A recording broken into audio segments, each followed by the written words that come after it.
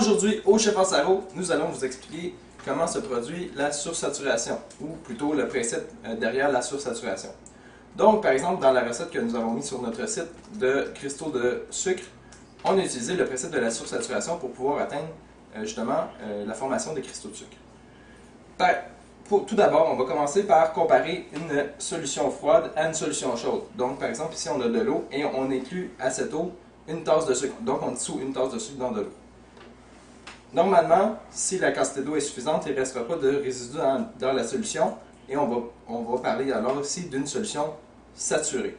Par contre, lorsqu'on fait chauffer de l'eau, on peut y inclure beaucoup plus de soluté. Donc ici, dans le cas de l'eau chauffée, on pourrait y inclure jusqu'à 2 tasses de sucre.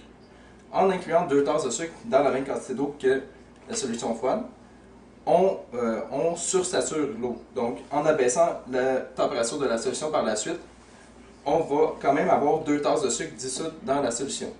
Donc, on va appeler maintenant la solution sursaturée parce qu'elle contient beaucoup plus de sucre que normalement elle serait capable d'en dissoudre.